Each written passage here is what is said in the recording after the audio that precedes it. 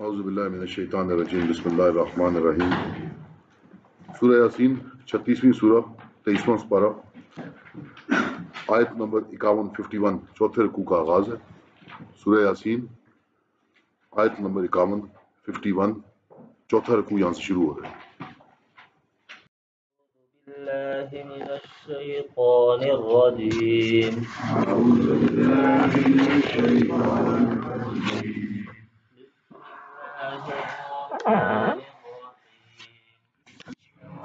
الرحمن الرحیم ونفخ في الصور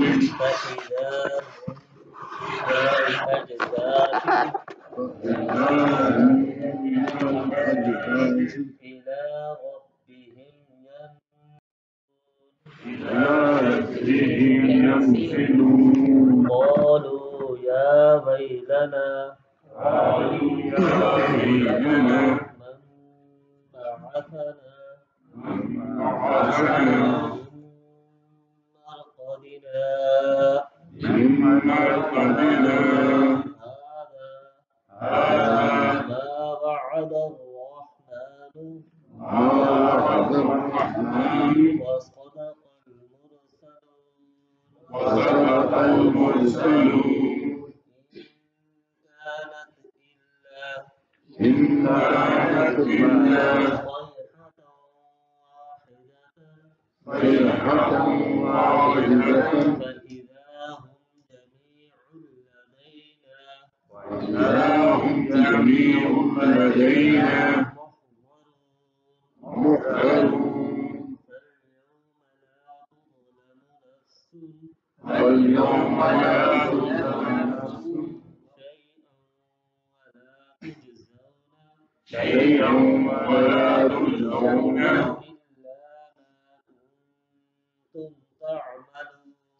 إلا ما كنتم تعملون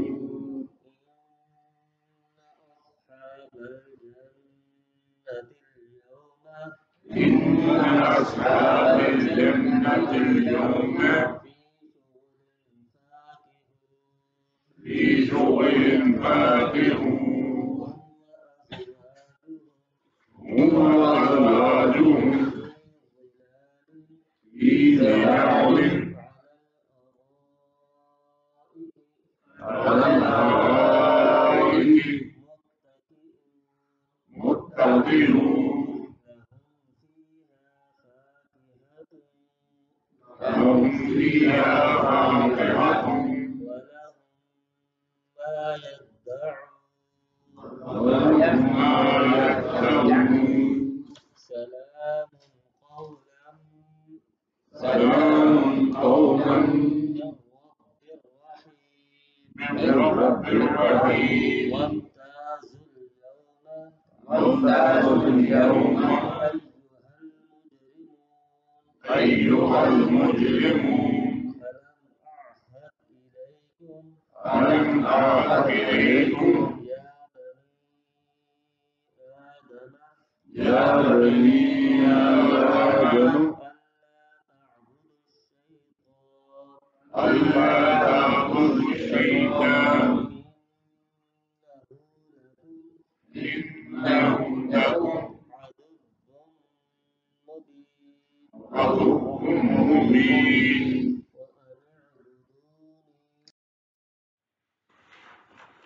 اعوذ باللہ من الشیطان الرجیم بسم اللہ الرحمن الرحیم اشہد ان لا الہ الا اللہ واشہد ان محمدا عبدہ ورسولہ رب زدنی علما رب زدنی علما رب زدنی علما رب اشرح لی صدری ویسر لی امری واحلل عقدۃ من لسانی یفقہوا قولی الحمدللہ رب العالمین والصلاۃ والسلام علی رسول الکریم۔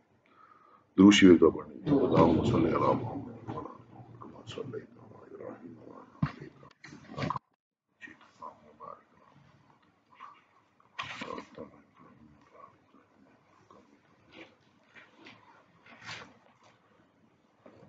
آج جہاں سے ہم شروع کریں جی رکوع، اللہ تعالیٰ فرماتا ہے کہ وَنُفِخَ فِي الصُّورِ، سور پھونکا جائے گا، فَإِذَا هُم مِّنَ الْأَجْدَاثِ إِلَىٰ رَبِّهِمْ يَنْسِلُونَ، تو وہ اپنی پرانی بے نام قبروں سے پھسلتے ہوئے بے بس ہوئے اللہ کی طرف پہنچ جائیں گے۔ اجداث اب یعنی قبر قبور عربی کا لفظ ہے، لیکن اللہ تعالیٰ نے یہاں لفظ اجداث استعمال کیا۔ اور اجداث جو ہے، اجداث ایسی قبر جس کا کوئی نشان بھی نہ ہو، بالکل کوئی نام و نشان نہ رہے اس کا، بالکل کو پتہ ہی نہ ہو کہ کس کی ہے، کہاں ہے، کوئی نام و نشان نہ ہو۔ اور نسلہ کہتے ہیں اترائی پہ اترنے کو، سلوپ پہ، اس طرح سلوپ پہ اترنا۔ آپ کو پتہ ہے سلوپ پہ بندہ بے بس ہوا اور تیز بھاگا تو اس میں سے قیامت کا عمل جو ہے وہ سور پھونکنے سے ہوگا۔ حدیث پاک میں آتا ہے کہ اللہ تعالیٰ کا ایک فرشتہ منہ میں سینگ کی شکل کا ایک بگل تھامے حکم کا منتظر ہے، اور 2 سور پھونکے جائیں گے۔ مسلم شریف کی حدیث ہے کہ 2 سور پھونکے جائیں گے، دونوں کے درمیان 40 سال کا وقفہ ہوگا۔ یہاں غالباً مفسرین کی رائے کے مطابق غالباً دوسرے سور کا ذکر ہے۔ سورہ معارج میں بھی اللہ تعالیٰ نے ذکر فرمایا کہ جیسے شکاری شکار کے جال کی طرف یا تیر اپنے نشانے پر تیزی سے آتا ہے، اس طرح یہ بڑھیں گے۔ سخت دھوپ ہوگی، تپش، بھوک اور پیاس کی شدید شدت ہوگی، ایک بہت ہی بڑا اجتماع ہوگا، ساری انسانیت وہاں موجود ہوگی، سخت گھبراہٹ کا عالم ہوگا، لوگ پسینے میں اپنے اپنے گناہ کے مطابق ڈوبے ہوئے ہوں گے، کوئی پاؤں تک، کوئی ٹخنے تک، کوئی گھٹنے تک، کوئی پورے کا پورا اپنے پسینے میں ڈوبا ہوا ہوگا۔ ابھی تک جو سورہ یاسین ہم نے پڑھی، آپ کے ذہن میں ہوگا کہ پہلا حصہ رسالت کے بارے میں تھا اور دوسرا حصہ توحید کے بارے میں۔ آج تیسرا حصہ جو آخرت یا حیات بعد الموت کے بارے میں۔ مکی صورتوں کا یہ خاصہ ہے کہ یہ تینوں مضامین جو ہیں ایمانیات کے، یہ مکی صورتوں میں اسی طرح پھیلے ہوئے ہیں، تمام مکی صورتوں میں۔ اللہ تعالیٰ توحید، نبی پاک صلی اللہ علیہ وسلم کی رسالت اور آخرت اور حیات، جس کو آپ قیامت کہتے ہیں، یا جنت اور جہنم کا ذکر۔ پہلی 2 جو آیات ہیں، جو پہلی 2 آیات ہم پڑھیں گے، ان میں ایک اجمالی سا ذکر ہے، تفصیل آگے جا کے آئے گی کہ سور پھونکا جائے گا، اور یہ اللہ تعالیٰ نے فرمایا کہ ماضی میں سور پھونکا جا چکا، یعنی کہ یہ اتنی پکی بات ہے کہ سمجھو کہ یہ ہوئی ہوئی، اتنی پکی بات ہے، جس طرح ماضی میں کوئی بات آپ کہتے ہیں کہ یعنی ہوئی گی۔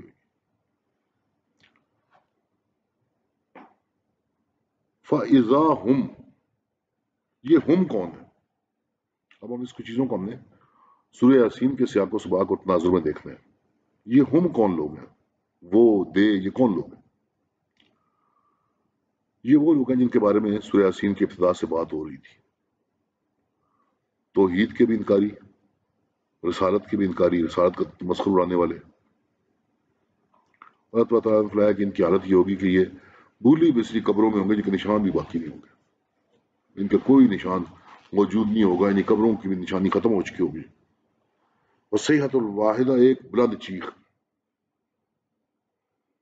اور یہ سورہ یاسین میں آپ دیکھیں گے پہلے بھی ذکر آ چکا ہے اس چیخ کا، الا صیحۃ واحدۃ فاذا هم خامدون، اور بالکل ان کو مٹا دیا جائے گا، بجھا دیا جائے گا، جس طرح آگ بجھ جاتی ہے۔ اس طرح میں نے آپ کو کوئی تفصیل بتائی تھی کہ تمام نشان کے مٹ جائیں گے، اور ذلت اس انتہا کی ہوگی کہ انہیں کوئی یاد نہیں رکھے گا، کوئی ان کے نشانات بھی باقی نہیں رہیں گے۔ اور پھر فرمایا کہ دوسری چیز دوبارہ ذکر فرمایا کہ تاخذہم وہم یخصمون، کہ جب وہ آپس میں یہ اس طرح کی بحثیں کر رہے ہوں گے، لا یعنی فلسفے گاڑ رہے ہوں گے کہ اللہ نے اگر کھلانا ہوتا تو اللہ خود کھلا دیتا، نہ اللہ ہمیں کیوں کہہ رہے ہیں ان کو کھلانے کے لیے۔ یہ لا یعنی بحثیں جو کر رہے ہوں گے، اس وقت جو اللہ تعالیٰ فرمایا کہ اگر ایک چیخ آئے تو اس حالت میں ہوں گے، اور سیدھے اللہ کی طرف نسلہ سلوپ پر بھاگتے ہوئے قدرتی طور پر لڑتے ہوئے جا رہے ہوں گے۔ اور قرآن سے ہمیں پتہ لگتا ہے اور مقامات پر کہ یہ ایک موقع اور مانگیں گے۔ اب یہاں پہ کوئی اختیار کسی کا نہیں ہوگا، تو جمیع اللہ محضرون، سارے کے سارے جو ہے، سارے ہمارے جتنے بھی ہیں، جمیع، بوڑھے، بچے، جوان، عورتیں، جتنے بھی ہیں، سب حاضر ہو جائیں گے۔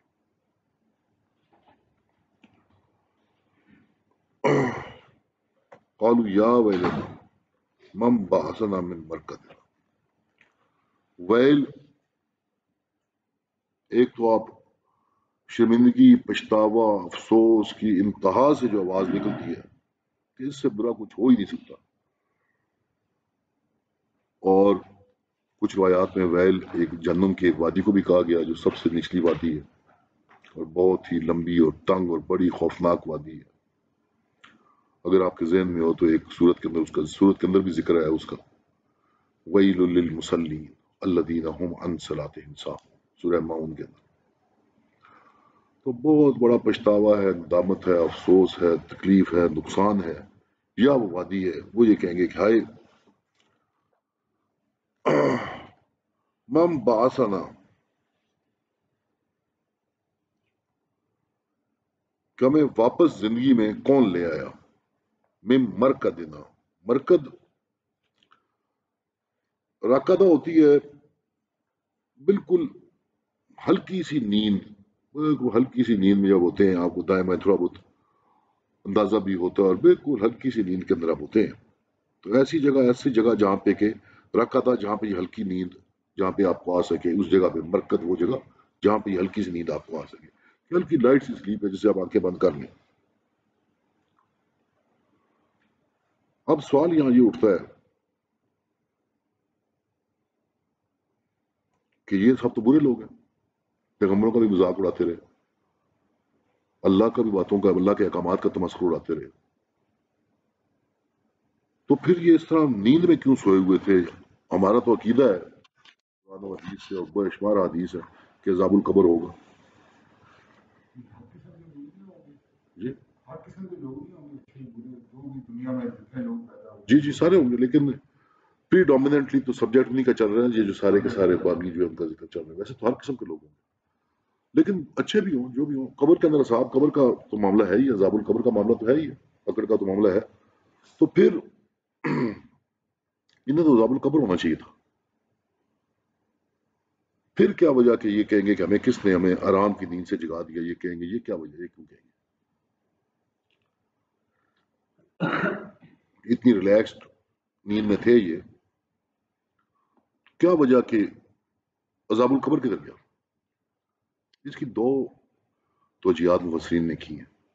یہ دوسرا میں نے پہلے آپ سے عرض کیا، مسلم کی حدیث میں نے بیان کی کہ پہلا سور جب پھونکا جائے گا تو ہر چیز ختم ہو جائے گی، ہر چیز ختم ہو جائے گی، فرشتے بھی ختم ہو جائے گی، ہر چیز ختم، تمام مخلوق ختم ہو جائے گی. اب یہ جب تمام مخلوق ختم ہو جائے گی اور 40 سال کا جو وقفہ آتا ہے روایات کے اندر، اس دوران ان کو ہلکی سی نیند اونگ آ جائے گی، کیونکہ عذاب والے فرشتے بھی نہیں. تو یہ اس کو اشارہ کر رہے ہیں. بہت سارے مفسرین اس طرف گئے ہیں اور یہ بڑا مشکل ہے. میں آج کوشش کروں گا کہ یہ آیتیں، یہ رکوع جو ہے، یہ رکوع ایک بڑی ہی کلیدی حیثیت رکھتا ہے سورہ رحمان کے اندر، اس کے سورہ یاسین کے اندر، اور اس کے اندر بڑی واضح منظر کشی کی گئی ہے، بڑی واضح منظر کشی کی گئی ہے. عربی کے اندر اس منظر کشی کو فلم کے طور پہ یا ویڈیو کے طور پہ اپنے دماغ میں دیکھنا تو کوئی مشکل کام نہیں، لیکن اردو کے اندر وہ منظر کشی بیان کرنا اللہ کی ذات مجھے توفیق دے تو میں کوشش کروں گا. لیکن یہ میں آپ کو یقین سے کہہ سکتا ہوں کہ اگر میں اس کی آدھی منظر کشی بھی آپ کے سامنے پیش کر سکا اور آپ دھیان سے اس معاملے کو سمجھ گئے تو میں آپ کو یقین سے کہتا ہوں کہ اللہ نے چاہا تو زندگی آپ کی تبدیل ہو جائے گی. یہ میں آپ کو یقین سے بتاؤں. لیکن دقت اس میں یہی زبان کی ہے کہ عربی میں یہ منظر کشی کرنا کچھ اور معنی ہے، اردو میں اس منظر کو پیش کرنا کچھ اور معنی ہے. بہرحال اللہ تعالیٰ توفیق دے. دوسری رائے یہ ہے کہ جیسے یہ قبروں سے اٹھیں گے اور جہنم کو سامنے دیکھیں گے تو عذاب القبر ان کو نیند کی مافک لگے گا. جب یہ اصل دوزخ کو چنگھارتے ہوئے دیکھیں گے، پھنکارتے ہوئے دیکھیں گے اور وہ بالکل کھانے کے لیے آگے بڑھ رہی ہوگی اس کی آگ، تو ان کو عذاب قبر جو ہے وہ ایسا لگے گا کہ جیسے ہم سوئے ہوئے تھے. وہ تو کوئی بات ہی نہیں. واللہ اعلم. جہنم غصے سے دھاڑ اور چنگاڑ رہی ہوگی. اور اب یہ آپ دیکھ لیں کہ یہ لوگ ہیں جو کہ قبروں میں پڑے ہوئے ہیں، ہم سب لوگ ہیں، ہم سب اس کے اوپر سب شامل ہیں. اور یہ جو برے لوگ ہیں جن کو سب سے زیادہ ہیوملیٹ کیا گیا یا تضحیک ان کی اس طرح ہوئی کہ یہ پیغمبروں کا مذاق اڑاتے تھے. ان کی قبروں کو نام و نشان نہیں ہے، کوئی نام لیوا نہیں ہے، ان کو کوئی جانتا پہچانتا نہیں ہے. اور اچانک ایک سور پھونکا اور آپ اٹھے ہیں اور سامنے آپ یہ سمجھ لیں، آپ یہ نظارہ سمجھ لیں کہ بہت بڑے بڑے گیٹ ہیں. عرفات کے میدان میں آپ اٹھے ہیں اور دو بڑے بڑے گیٹ، بڑے بڑے گیٹ جو آپ کی سوچ سے بھی زیادہ بڑے گیٹ ہیں جو آپ نے کبھی نہیں دیکھے. اور ان گیٹوں کے پیچھے آپ کو ایک طرف جنت نظر آ رہی ہے اور ایک طرف جہنم نظر آ رہی ہے. آپ جیسے ہی اٹھے ہیں، خوف بے شمار ہے، گرمی، پسینے لوگوں کے چھٹے ہوئے ہیں، حساب کا انتظار ہے، رشتہ داروں کو پہچاننے سے انکاری ہیں. ہر شخص اکیلا ننگا جیسے پیدا ہوا تھا اپنی جان کی سوچ میں ہے. اور سامنے دو بڑے بڑے گیٹ ہیں جن میں سے پیچھے جنت نظر آ رہی ہے اور دوزخ نظر آ رہی ہے.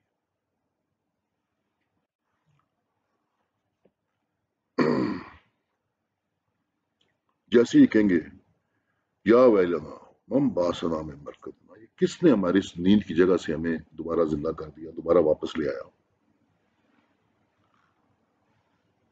ھذا ما وعد الرحمن وصدق المرسلون.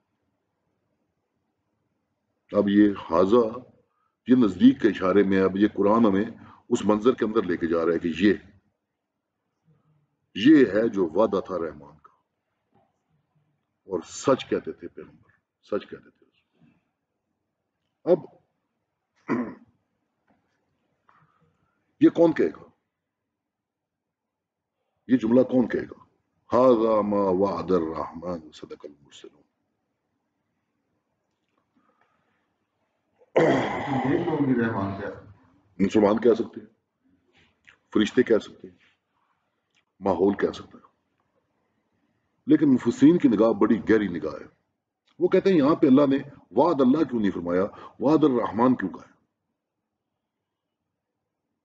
اللہ تبارک تعالیٰ نے یہ کیوں نہیں کہا کہ یہ جو اللہ کا وعدہ تھا؟ اللہ نے وعد الرحمان کیوں کہا ہے؟ کیوں؟ سورہ یاسین کے اندر اللہ تبارک تعالیٰ مسلسل اپنی رحمانیت کی صفت سامنے کر رہے ہیں، رحمانیت کی نشانیاں سامنے کر رہے ہیں کہ یہ تم سفر کرتے ہو، یہ میری رحم کی صفت ہے، تم سفر کر رہے ہو. نہیں، تم ایک پل سفر نہیں کر سکتے. یہ تم زندہ ہو، یہ میری رحم کی صفت ہے، اس کی وجہ سے تم زندہ ہو. یہ جو تم چل پھرت تمہاری ہے، یہ جو تمہارے کاروبار ہیں، یہ سب میری رحمت ہے. یہ تمہاری نافرمانی پہ ہم نہیں پکڑ رہے، تمہیں ہم موقع دے رہے ہیں، یہ سب ہماری رحمتیں ہیں. تو بار بار اللہ نے رحمان کی صفت سامنے کر رہا کہ ہر طرف تم دیکھو کہ رحمان کی نشانیاں بکھری پڑی. ٹھیک ہے. سو ان نشانیوں کو دیکھتے ہوئے ہم سب پر لازم ہے کہ رحمان کا شکر ادا کریں. وہ کہتے ہیں جملہ یہ کافر خود کہہ رہے ہیں کہ اب بات ان کی سمجھ میں آ گئی. ھذا ما وعد الرحمن وصدق المرسلین. اب بات بالکل گہرائی سے ان کی سمجھ میں آ گئی کہ یہ وہ وعدہ تھا رحمان کا. اب ان کو رحمان کی رحمانیت بھی سمجھ آ گئی ہے اور پیغمبروں کی بات بھی سمجھ میں آ گئی. نہایت اس منظر کو دیکھ کے نہایت گہرائی میں ساری بات سمجھ گئے.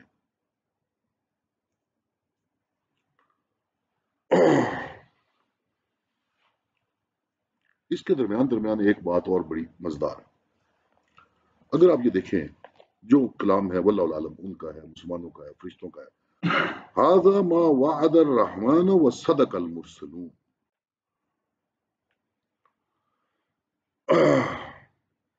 کہ یہ وہ ہے جو وعدہ کیا تھا رحمان نے اور سچ کہتے تھے رسول. تو جو دنیا میں یہ سمجھتا ہے کہ رحمان کی ذات واحد اور یکتا ہے، اور جو دنیا میں سمجھتا ہے کہ رسول جو کہہ رہے ہیں ٹھیک کہہ رہے ہیں، ان کی آخرت سنورے گی کہ بگڑ جائے گی؟ جو باٹم لائن کرائٹیریا جو ہے، جو کیا کہتے ہیں اس کو جی، جو کسوٹی جو ہے، وہ کسوٹی ان کے اس جملے سے سامنے آ گئی جب انہوں نے کہا ما وعد الرحمن وصدق المرسلون. تو جو دنیا میں یقین کر رہے ہیں رحمان پہ اور سچا جانتے ہیں پیغمبروں کو، ان کی آخرت سنورنی چاہیے. پھر اللہ تعالیٰ ان کانت الا صیحۃ واحدۃ فاذا هم جميع لدینا محضرون. پہلے 2 رکوع میں بھی آ چکا ہے. ایک چیخ ہوگی، ایک اونچی آواز ہوگی. اللہ تبارک تعالیٰ کو کوئی لمبی چوڑی تیاری کرنے کی ضرورت نہیں ہے. اور جیسے ہی وہ چیخ ہوگی فَإِذَا هُمْ، فوراً اس کے بعد سب حاضر ہو جائیں گے. جمیعاً، عورت مرد چھوٹے بڑے، کوئی بچے گا نہیں. یہ ہے بنیادی کور کانسیپٹ کو کیا کہیں، مرکزی موضوع ہے اس رکوع کا. یہ ہے احتساب کا مرکزی موضوع. کیونکہ احتساب ہی کا خیال جو ہے لوگوں کو قانون شکنی سے روکتا ہے. آپ دیکھ لیں ہم قوانین کا احترام کیوں کرتے ہیں، ہم ٹریفک کی اشارے کیوں روکتے ہیں؟ کیونکہ ہمیں ڈر ہے کہ پکڑے جائیں گے، احتساب ہو جائے گا. نوکری پہ ہم جاتے ہیں، نوکری پہ ہم کام کیوں کرتے ہیں؟ پتہ ہوتا ہے کہ احتساب ہو جائے. تو احتساب ہی وہ چیز ہے جو کہ انسان کو قانون شکنی سے ایک طرف روکتی ہے اور دوسرے انسان کو پروڈکٹیو بنا دیتی ہے. اگر آپ کو یہ پتا ہو کہ میری پکڑ ہوگی، ہر چیز کا ساتھ دینا پڑے گا، تو ظاہر ہے آپ بہتر پروڈکٹیو ہو جائیں گے. آپ زیادہ آپ کی نکھار آ جائے گا آپ کے کام میں، یا آپ زیادہ دھیان دیں گے اپنے کام کی طرف. جب آپ کے دل میں ایمان آئے گا تو ساتھ ہی آپ کو احتساب کا احساس اور خوف آئے گا. جب احساس کا خوف آئے گا تو احساس ذمہ داری بڑھ جائے گا. اور ایمان جب یہ احساس ذمہ داری بڑھ جاتا ہے اور زیادہ انسان کا عمل نکھر جاتا ہے. وہ بھی صورت کے اندر ہم پڑھ چکے ہیں. اللہ تعالیٰ نے صورت کے اندر پہلے ذکر کیا اس کے اندر جہاں پہ یہ سپارہ ختم ہوا تھا. اللہ تعالیٰ فرمایا بالغیب، اکیلے میں بیٹھ کے اللہ سے ڈرتے ہیں. پہلے ہم پڑھ چکے ہیں. تو یہ ساری کیفیت جو ہے، یہ احتساب کا جو بنیادی چیز ہے، یہ ہے کور موضوع اس وقت اس رکوع کا احتساب. اب یہاں سے وہ منظر کشی شروع ہو رہی ہے.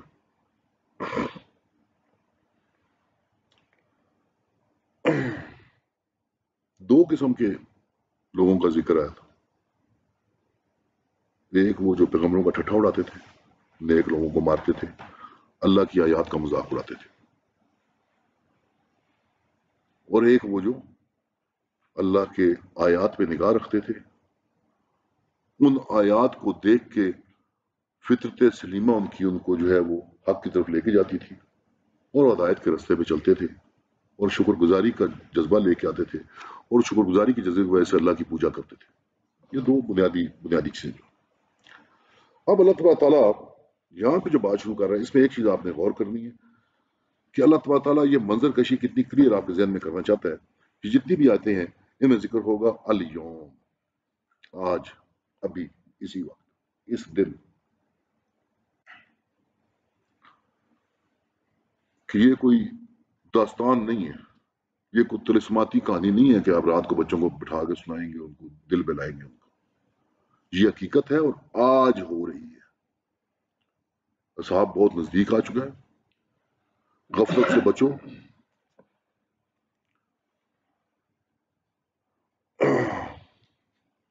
فَالْيَوْمَ لَا تُظْلَمُ نَفْسٌ شَيْئًا وَلَا تُجْزَوْنَ إِلَّا مَا كُنتُمْ تَعْمَلُونَ. کوئی ایک نفس بھی نہیں بچے گا اور کسی پر ظلم نہیں ہوگا. ظلم میں پہلے بھی آپ سے بیان کر چکا ہوں کہ ظلم کیا ہے.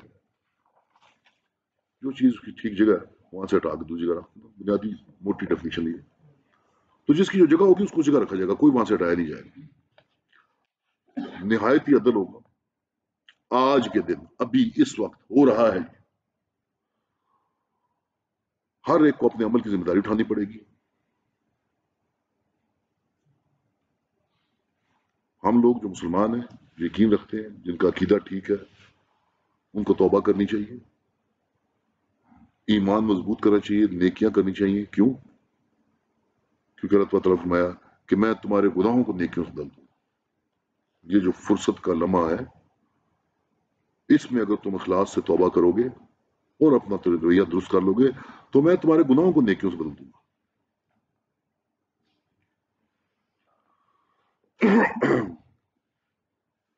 تو اب آ جاتے ہیں ہم ان دو گروہوں کی طرف کہ ایک کے بارے میں اللہ تعالیٰ نے سورہ یاسین نے کہا تھا کہ برابر ہے کہ آپ ان کو ڈرائیں نہ ڈرائیں، اور دوسرے تھا کہ جو تباہ کرتے ہیں خشی الرحمن بالغیب، اکیلے میں اللہ سے خوف زدہ رہتے ہیں، اکیلے میں بھی ان کو اللہ کی ناراضگی کا خوف رہتا ہے. اب یہ چار آیات ان دو قسم کے لوگوں کے بارے میں انا بے شک، یہ زور دینے کے لیے کہا گیا، ایمفسائز کرنے کے لیے کہا گیا، کسی قسم کا شک نہ رکھنا. یقیناً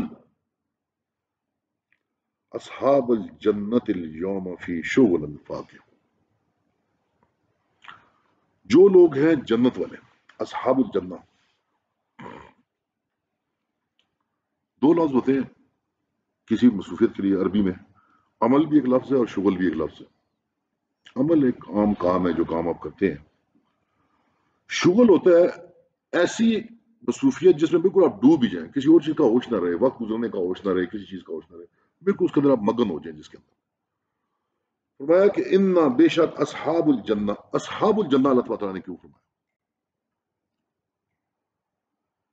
کوئی بھی شخص کسی بھی کیفیت میں، ہم یہاں بیٹھے ہوئے ہیں، تھوڑا ٹائم گزرتا ہے، آدھا پونا گھنٹہ 15-20 منٹ گزرتے ہیں تو ہم کہتے ہیں یار چل دوسرے کہیں چلتے ہیں، بات چلتے ہیں، چکر لگاتے ہیں، دل اداس ہو گیا. اصحاب الجنہ، یہ جنت کے لوگ، یہ کبھی بھی ان کا دل اداس نہیں ہوگا، اس میں سے کبھی بھی وہاں سے نکلنا نہیں چاہیں گے، وہ وہاں سے نکل کہیں باہر نہیں جانا چاہیں گے، وہ ٹوٹلی مطمئن اور خوش ہوں گے اس ماحول میں اور کہیں جانا نہیں چاہیں گے. الیوم، آج، فی شغل، ایسے شغل میں ہوں گے، ایسی چیزوں میں ڈوبے ہوئے ہوں گے، ایسی مصروفیت میں ڈوبے ہوں گے. اور اس کو نکرہ میں جب کہا تو اس کا مطلب یہ ہے کہ ان سب کے اپنے علیحدہ شغل، اپنے اپنے شغل کر رہے ہوں گے، یہ تفریح میں لگے ہوں گے. فاکہون، خوشی کی تمتماہٹ ان کے چہرے سے نظر آ رہی ہوگی. جس طرح کوئی پھل، اچھا پھل آپ کھاتے ہیں اور چہرے پہ آثار کے نظر آتے ہیں، اس طرح خوشی کی تمتماہٹ ان کے چہرے پہ نظر آ رہی ہوگی. گم ہوں گے، ڈوبے ہوئے ہوں گے جنت کی کیفیت اور مشغولیت میں، بالکل ڈوبے ہوئے ہوں گے اور وہاں سے کہیں جانا نہیں چاہیں گے.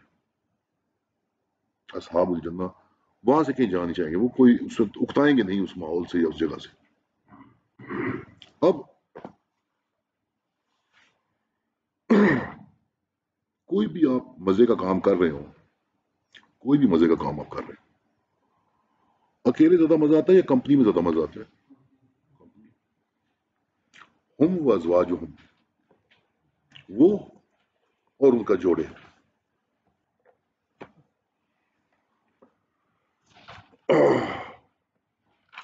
فی ظلال علی الارائک متکئون، وہ سایوں میں ہوں گے تختوں پر پڑے. ارائک صوفے کے لیے بھی استعمال ہوتا ہے، لیکن آج کل کی عربی میں ارائک ہوتا ہے ریکلائنر کو کہتے ہیں، جو مطلب صوفے اور پلنگ کے درمیان کی چیز ہوتی ہے، جس میں آپ ہلکا سا ٹیک لگا کے آپ بیٹھتے ہیں. تو اس کے اوپر یہ بیٹھے ہوں گے جوڑوں کی شکل میں، اپنے جوڑوں کے ساتھ، بیویوں کے ساتھ یا خاندوں کے ساتھ، اور ہوں گے سائے کے اندر. سایہ جنت کے نقشہ آپ کو پتہ ہے، سبزہ ہوگا، باغات ہوں گے، طرح طرح کے پھل ہوں گے، سامنے نہریں بہ رہی ہوں گی، غلام لونڈیاں آپ کی خدمت میں لگے ہوئے ہوں گے، آپ خوش دلی سے بیٹھے ہوئے اپنی گپوں میں مصروف ہوں گے. اور یہ سایہ، درخت کا جو سایہ ہے، حدیث میں آتا ہے بخاری شریف کی کہ ایک سوار 100 سال تک اپنا گھوڑا بگاتا رہے تو اس سائے سے باہر نہیں نکل سکتا. اس طرح سائے میں بیٹھے ہوں، اور سائے میں بیٹھنے کا پتہ لگ جاتا ہے کہ وہ انڈورز نہیں بیٹھے ہوئے، گھر کے اندر نہیں بیٹھے ہوئے، باہر بیٹھے ہوئے. اب خالی باہر بیٹھنے کو آپ امیجن کر لیں، جتنے بھی ہمارے لان، یہ وہ باغات بنتے ہیں، اچھی سے اچھی کمفرٹیبل سے کمفرٹیبل کرسیاں ہم رکھتے ہیں، تو کرسیاں پھر بھی ظاہر ہے موسم کا آنا جانا، یہ وہ کرسی اس طرح کمفرٹیبل نہیں ہوتی. جس طرح نے کہا کہ ان کے یہاں پہ صوفے جو ہے رائے بہت ہی کمفرٹیبل ہوں گے، بہت ہی کمفرٹیبل، اور اس کے اندر یہ بیٹھے ہوں گے. سورہ حاقہ کے اندر اس منظر کو تفصیل سے بیان کیا اللہ تعالیٰ نے کہ درختوں کے سائے میں بیٹھے ہوں گے، اور جب کوئی پھل کھانا چاہیں گے، کسی پھل کی نگاہ کریں گے تو درخت خود جھک کے ان کے پاس آ جائے گا، ان کو اٹھ کے پھل توڑنا نہیں پڑے. یہ کیفیت ان کی ہوگی، اور بہت ہی آرام سے یہ بیٹھے ہوئے ہوں گے. یہ اصحاب الجنہ. یہ کون لوگ تھے؟ پہلے دوسرے گروہ والے. خشی الرحمن بالغیب، اللہ سے اکیلے میں ڈرنے والے.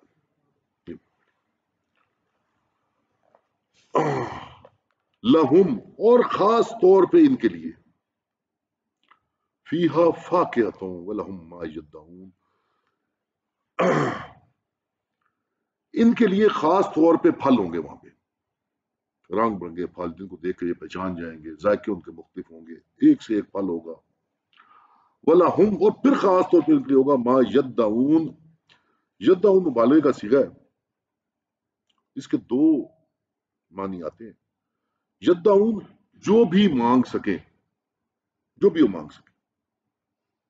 دوسری رائے، وہ رائے زیادہ جو ہے وہ اچھی لگتی ہے. مانگنا ہوتا ہے آسک، کسی سے کچھ مانگنا، اور ایک ہوتا ہے کلیم، جس کو آپ کہتے ہیں دعویٰ، کہ میرا یہ دعویٰ ہے. وہ کہتے ہیں وَلَهُمْ مَا يَدَّعُونَ، وہ جس چیز کا بھی دعویٰ کریں گے، مانگیں گے نہیں، دعویٰ کریں گے، جس چیز کا بھی دعویٰ کریں گے جو ان کے دماغ میں آتا ہے، جو وہ سوچ سکتے ہیں، جس چیز کو اپنے دعوے کے طور پہ مانگیں گے وہ حاضر کی جائے گی.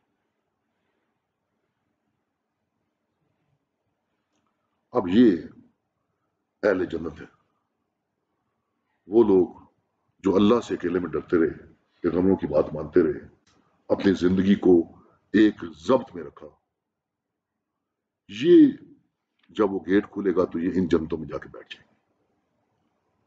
اور پھر اوپر سے ایک بات اور ہوگی، جب یہ یہاں بیٹھے ہو جائیں گے، سلام قولا من رب الرحیم، ایک اللہ کی طرف سے کلمہ ان کے اوپر کہ سلامتی نصیب ہو. سورہ نال کی آیت نمبر 32 میں بھی ہے، تم پر سلامتی ہو. سورہ یونس کی آیت نمبر 10 میں ہے کہ جنتی آپس میں سلام کہیں گے، سبحان اللہ، اور آپس میں سلام کریں گے. حدیث میں آتا ہے کہ اللہ فرمائے گا میرے بندو، میری طرف سے تم پر ہمیشہ کے لیے سلامتی ہے. جنتیوں، میں اپنی رضا اور خوشنودی تم پر اتارتا ہوں، اس کے بعد تم پر کبھی ناراض نہ ہوں گا، ہمیشہ خوش ہی رہوں گا. یہ اللہ کی سب سے بڑی نعمت. سلام جب نکرہ میں استعمال کیا تو اس میں ہر قسم کی حفاظت، ہر قسم کی سلامتی، مبارکبادی کا کلمہ، یہ سب کچھ اس کے اندر آ گیا. قول من رب الرحیم، رب جو ہمیشہ سے تمہارا سسٹینر تھا، جو ہمیشہ سے تمہاری نشو نما کرتا تھا، جو ہمیشہ سے تمہیں پالتا تھا، جو ہمیشہ سے تمہاری ہر ضرورت کا خیال رکھتا تھا، جو تمہیں ماں کے پیٹ سے لے کے یہاں تک لے کے آیا اور تمہاری نگہداشت کی اور تمہاری ضرورتوں کا خیال کیا، اور وہی رحم کرنے والا. اور سورہ اعراف کے آتا ہے ان پر رحمتوں کی بارش ہوگی. یہ اللہ تبارک تعالیٰ نے ایک گروہ کا ذکر کیا. اب حیات بعد الموت کا ذکر چل رہا ہے، اب آ گئی بات دوسرے گروہ کی.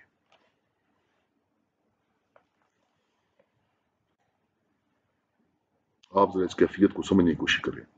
ہم لوگ سب ہیں، ہم سب دل میں ذہن میں اپنے آپ کو جانتے ہیں کہ ہم حقیقت میں کون ہیں. ہم سب اپنے آپ کو جانتے ہیں. دوسرے کو دیکھا دھوکہ دینے کے لیے ہم نئے کپڑے پہن لیں، خوشبوئیں لگا لیں، اچھی باتیں کر لیں، اندر ہم سب جانتے ہیں. عرفات کا میدان ہے، سب لوگ کھڑے ہوئے پسینے میں شرابور، اور خوف ایک دہشت طاری ہے، اور سارے شک دور ہو گئے. پتہ ہے یہاں کوئی نہیں بچا سکتا، کوئی ہاتھ نہیں رکھ سکتا. اللہ واحد قہار کی حکومت ہے، کوئی آگے آ نہیں سکتا. آپ کھڑے ہوئے، سامنے گیٹ ہے، اور سامنے آپ کو جنت نظر آ رہی ہے، جنت کا نقشہ سامنے آ گیا، اور سامنے دوزخ ہے. دوزخ جس کی آگ 70 گنا اس آگ دنیا کی آگ سے تیز ہے، اور دھاڑ رہی ہے، آپ کو پکار رہی ہے.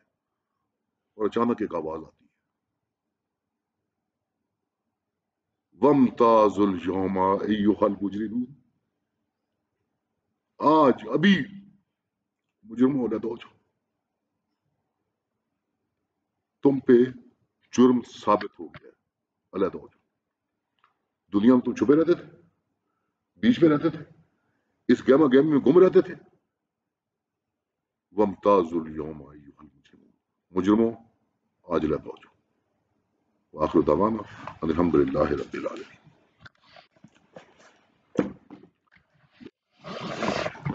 خاص طور پہ شکیل صاحب ہمارے دوست مجھے کووڈ ہوئے. رائے صاحب گھر میں کچھ لوگ کووڈ سے پڑے ہوئے ہیں اور ہمارے کچھ مریض ہیں. خاص طور پہ ان کی دعا کریں. شکیل صاحب گلے خانہ کی رائے صاحب گلے خانہ کی دعا کریں.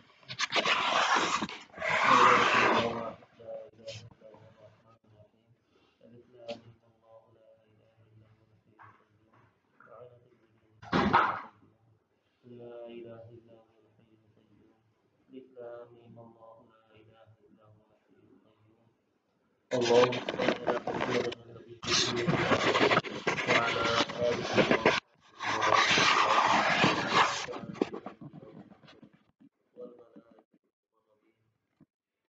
ربنا اغفر لنا ولإخواننا الذين سبقونا بالإيمان ولا تجعل في قلوبنا غلا للذين آمنوا ربنا إنك رؤوف رحيم يا أرحم الراحمين يا أرحم الراحمين يا أرحم الراحمين.